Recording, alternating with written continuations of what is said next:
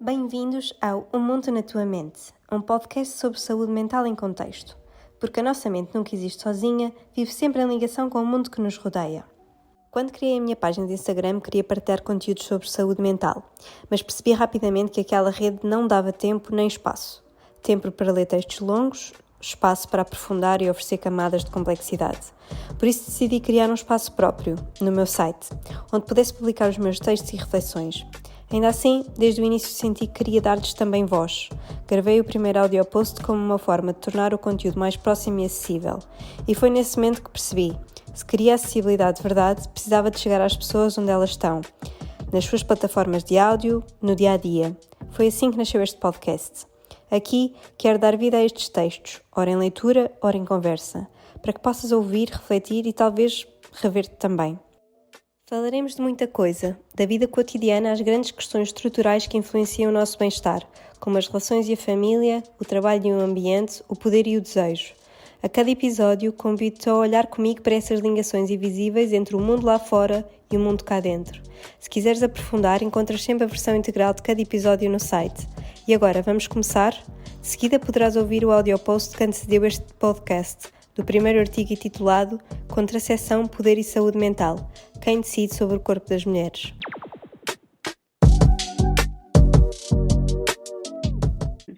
Hoje é o Dia Mundial da Contracepção e decidi trazer um tema que me interessa muito. Todos os temas que eu vou falar aqui serão temas que de alguma forma se relacionam com bem-estar e saúde mental. E o de hoje, como o nome do dia em que estamos indica, é sobre contracepção. Contracepção, poder e saúde mental, quem decide sobre os corpos das mulheres? O meu objetivo com esta espécie de podcast é dar a possibilidade que quem não tem muita paciência para ler ou quem não tem tempo para ficar a ler um artigo tão grande possa ouvir a minha leitura do artigo enquanto faz outras coisas. Por isso, vamos lá.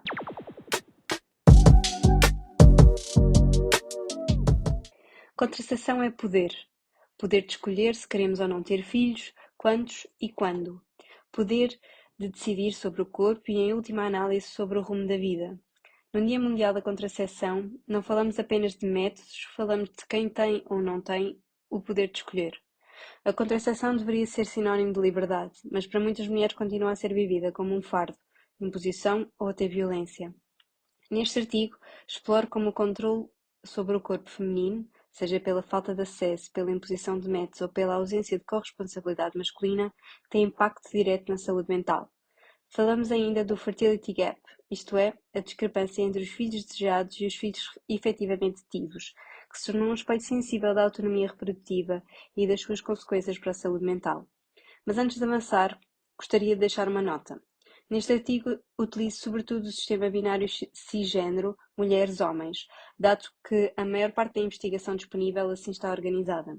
Reconheço, apesar disso, que esta linguagem não abrange de forma plena as vivências de pessoas trans, não binárias ou intersexo. Sempre que me refiro a mulheres, estou a referir-me a mulheres cisgênero. E ainda que muitas das vivências possam ser transversais a outras pessoas que menstruam ou têm capacidade reprodutiva associada a útero ou ovários, as suas vivências particulares não estão, infelizmente, a ser refletidas como gostaria. Do mesmo modo, quando falo em homens, refiro-me sobretudo a homens cisgênero, reconhecendo que a experiência de homens trans e de outras pessoas que ejaculam pode ser distinta e merece reflexão própria. Feita esta nota tão importante, mergulho no tema deste artigo. O controle sobre os corpos femininos e o peso desigual da contracepção. Historicamente, a contracepção foi usada não só para proteger mulheres, mas também para regular e controlar a sua fertilidade. Em vários contextos, mulheres foram esterilizadas à força, sobretudo mulheres em situação de pobreza, racializadas, indígenas ou portadoras de deficiência. Noutras situações, são obrigadas a ter filhos que não querem, seja porque homens os exigem, porque não têm acesso a métodos contraceptivos ou porque são deixadas sozinhas com a responsabilidade de evitar gravidezes indesejadas. Este controle traduz-se numa mensagem clara: os corpos femininos continuam a ser vistos como territórios em disputa. Além disso, mesmo em países ocidentais com boa cobertura de saúde, a responsabilidade da contracepção recai quase sempre sobre as mulheres. A esterilização feminina é até 15 vezes mais comum do que a vasectomia em várias regiões. pois apesar de a vasectomia ser mais simples e segura, e ainda que tenham surgido aumentos recentes em países como a França ou o Reino Unido, é um método que continua a ser pouco utilizado. Isto faz-me pensar que se queremos falar em equidade, precisamos urgentemente que os homens passem a ser vistos como tendo capacidade para serem responsáveis pela contracepção e educados para assumirem de forma ativa esse papel. Não basta que o sistema respeite os direitos reprodutivos femininos, é preciso ir mais longe. Afinal, os homens são férteis todos os dias durante toda a vida, enquanto as mulheres são férteis apenas 24 horas por mês e durante cerca de metade da vida. E, portanto, faz todo o sentido que a contracepção, os seus riscos, custos e decisões sejam assumidos tanto por homens como por mulheres. Falar sobre contracepção é também falar sobre desejos e projetos. Desejos de ter ou não ter filhos, quando e quantos. Por isso, antes de avançar, quero introduzir um conceito que descobri recentemente e que achei muito interessante: o fertility gap. Traduzido à letra seria disparidade de fertilidade, mas vou usar o termo em inglês. Este termo surge na literatura demográfica para designar a discrepância entre o número de filhos que as pessoas afirmam desejar e o número de filhos que efetivamente têm ao longo da vida. Inicialmente usado em estudos de fecundidade para explicar dinâmicas populacionais e prever tendências de natalidade, o conceito tem vindo a ganhar relevância tanto no campo dos direitos reprodutivos, também no campo dos direitos reprodutivos. Um fertility gap persistente pode ser lido como um indicador indireto da medida em que as pessoas conseguem, ou não, concretizar os seus projetos de vida no domínio da parentalidade. Quando as mulheres e os casais têm menos filhos do que desejavam, tal pode refletir barreiras estruturais como económicas, sociais, laborais ou de acesso a cuidados de saúde reprodutiva.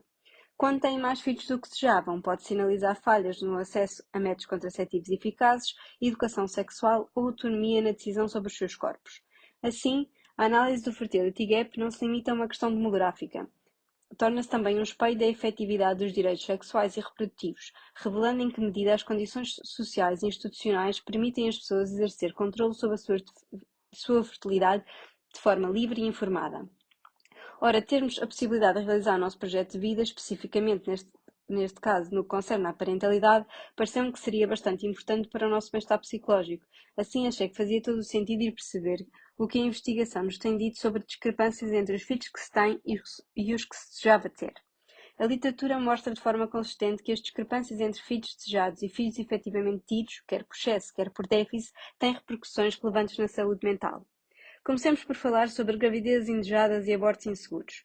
Quando as gravidezes não são planeadas e resultam em nascimentos não desejados, observam-se maiores níveis de stress parental, sintomas depressivos e sobrecarga emocional. Uma meta-análise estima que a prevalência global de depressão materna em contexto de gravidez não desejada seja de cerca de 21%. Outras revisões sistemáticas confirmam que as mulheres com gravidez indesejada têm um risco 1,5 vezes superior de desenvolver depressão pós-parto em comparação com aquelas que planeiam a gestação, e que estas gravidezes aumentam em cerca de 65% o risco de desfechos negativos de saúde mental, incluindo depressão, ideação suicida e consumo de álcool. Estudos longitudinais sugerem ainda que estes efeitos podem prolongar-se para além do período perinatal, sobretudo em contextos de vulnerabilidade económica. Em situações mais extremas, quando a ausência de acesso a métodos contraceptivos ou o aborto seguro conduz a gravidezes indesejadas, os riscos aumentam exponencialmente.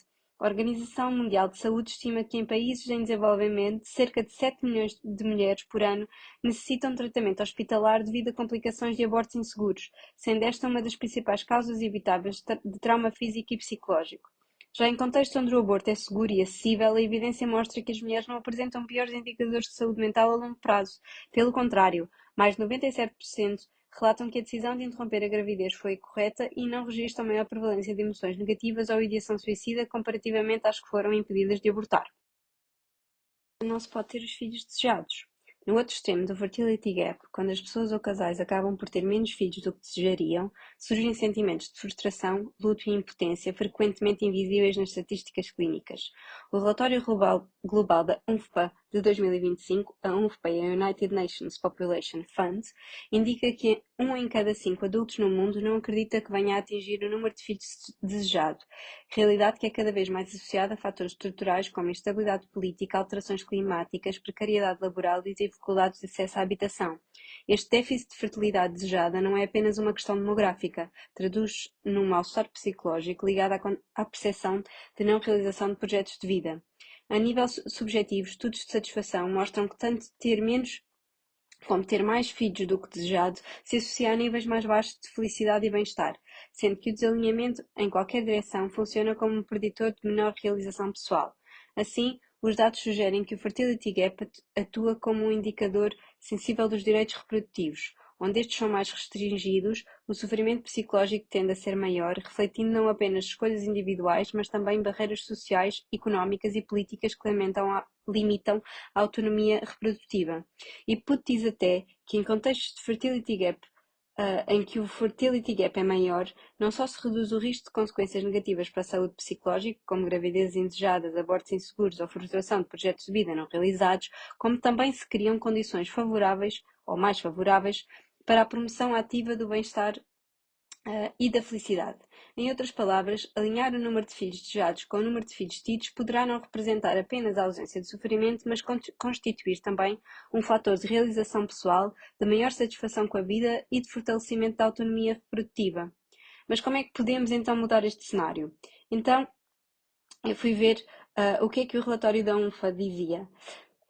Segundo a UNFPA, é necessário atuar a vários níveis, combinando medidas de saúde, políticas sociais e mudanças culturais que garantem que as pessoas possam realizar os seus projetos reprodutivos de forma livre e informada. Primeiro que tudo, é importante garantir o acesso universal à contracepção.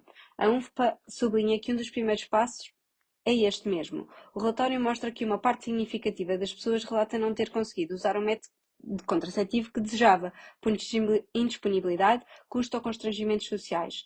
Além disso, as opções masculinas permanecem extremamente limitadas, basicamente restritas ao preservativo e à vasectomia. A UNFPA defende que investir no desenvolvimento de novos métodos contraceptivos para homens permitiria não só ampliar as escolhas disponíveis, como também promover uma partilha mais justa da responsabilidade reprodutiva. Como, por exemplo, o relatório refere experiências como a expansão de programas de planeamento familiar em países como o Ruanda, que duplicaram o uso de métodos modernos de contracepção em apenas uma década. O segundo ponto passa pela partilha de responsabilidades. O relatório da UNFPA também destaca a importância da redistribuição das responsabilidades entre homens e mulheres. Dados internacionais mostram que casais que partilham tarefas domésticas e cuidados infantis tendem a concretizar de forma mais próxima os seus projetos reprodutivos, enquanto a sobrecarga quase exclusivamente sobre as mulheres está associada a menores níveis de fertilidade do que desejado. A UNFPA recomenda envolver os homens em aconselhamento conjugal, educação sexual e decisões de planeamento familiar, políticas de licenças parentais igualitárias, como as implementadas na Islândia e na Suécia, são apontadas como boas práticas que incentivam a parentalidade equilibrada. Outro ponto enfatizado pela UNFPA é a necessidade de remover barreiras estruturais que condicionam as escolhas reprodutivas. O relatório identifica custos elevados de habitação e de cuidados infantis, precariedade laboral e desigualdade de género no mercado de trabalho como fatores que levam muitas pessoas a adiar ou desistir da parentalidade. Por isso, recomenda políticas de conciliação trabalho-família, incluindo creches acessíveis e de qualidade, horários compatíveis com a vida familiar e medidas laborais que apoiam igualmente homens e mulheres. O exemplo da rede pública de creches em França é frequentemente citado como uma política que tem permitido manter taxas de natalidade próximas das intenções reprodutivas. Para além das políticas e dos recursos, a UNFPA defende que é essencial transformar normas sociais e de género continuam a atribuir às mulheres a responsabilidade quase exclusiva pela reprodução e pelos cuidados. O relatório sugere a promoção de uma paternidade ativa, o envolvimento de rapazes e homens desde cedo na valorização do cuidado e a desconstrução das pressões sociais em torno da parentalidade. Experiências de países como a Coreia do Sul, que têm investido em campanhas de mudança cultural, são citadas como ilustrativas da ligação entre desigualdade de género e dificuldade em concretizar planos reprodutivos. Por fim, o relatório da UNFPA é claro: mais do que procurar aumentar ou reduzir taxas de natalidade, o objetivo das políticas deve ser o de assegurar agência reprodutiva, ou seja, garantir que cada pessoa tem condições para decidir livremente se quer filhos, quantos e quando. Reduzir o fertility gap não significa apenas corrigir discrepâncias demográficas, mas, sobretudo, criar condições sociais, económicas e culturais que permitam alinhar os desejos e os projetos de vida das pessoas com as possibilidades reais.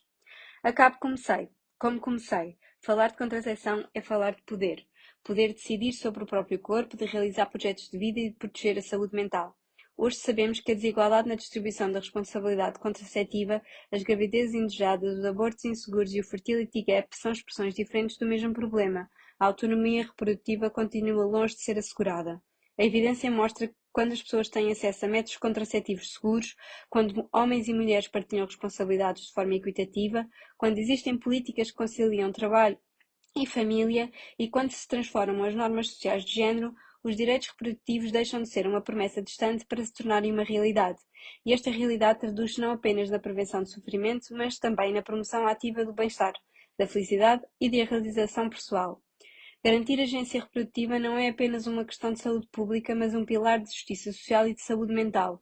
É reconhecer que cada escolha, seja não ter filhos, ter um ou muitos, deve ser feita em liberdade, segurança e dignidade.